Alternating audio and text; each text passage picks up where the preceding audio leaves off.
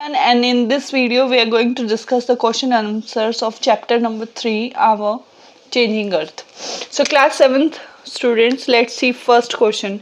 Why do the plates move? तो यहाँ पे टेक्टोनिक प्लेट्स की बात की गई है कि वो क्यों मूव करती हैं. तो आपका आंसर आएगा the plates move because of the movement of the molten magma inside the earth.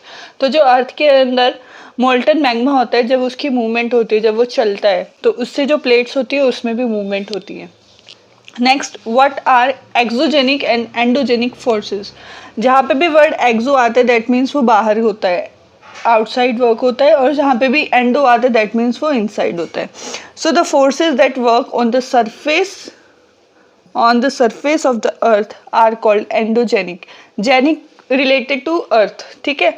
तो जो फोर्स अर्थ के सरफेस के ऊपर लगती है उसको एक्सोजेनिक फोर्स बोलते हैं. फॉर एग्जाम्पल इरोजनल, जो इरोजन होता है. Next, the forces which act in the interior of the earth surface.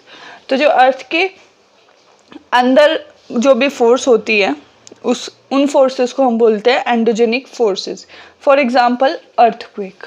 Then what is erosion. Erosion क्या होता है? Erosion is wearing away of the landscape by different agents like water, wind and ice. The eroded material is carried away by water, wind etcetera and deposited.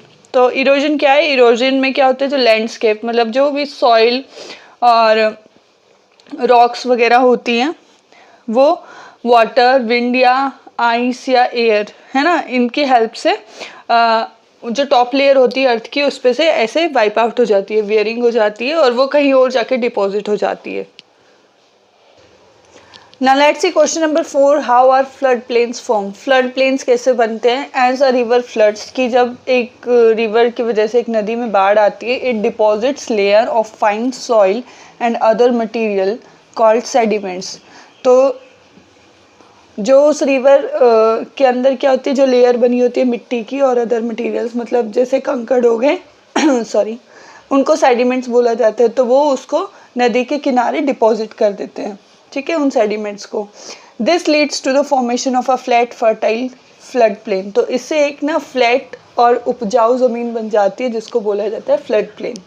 Next, what are sand dunes. Sand dunes क्या होते हैं?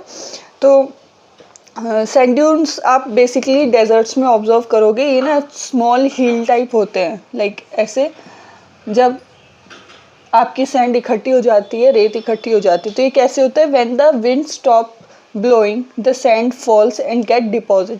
तो जब wind चलनी बंद हो जाती है तो जो रेत है वो गिर जाती है और एक जगह डिपॉजिट हो जाती है लो हिल के स्ट्रक्चर में. इन स्ट्रक्चर्स को बोलते हैं sand dunes. Now let's see question number 6.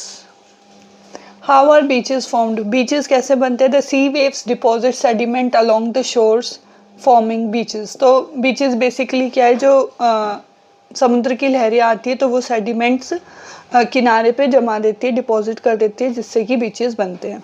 Next, what are oxbow lakes. तो जब हम ना कोर्स की बात करते हैं रिवर के फ्लो की, तो ना मेंडर लूप बनते हैं. तो जब ये मेंडर लूप कटने लग जाते हैं रिवर से तो ये कट ऑफ लेक बनाते हैं. इनको बोलते हैं ऑक्सबो लेक, जैसे कि आप इस डायग्राम में देख सकते हैं. सो ये क्वेश्चंस थे एनसीईआरटी के चैप्टर 3 के.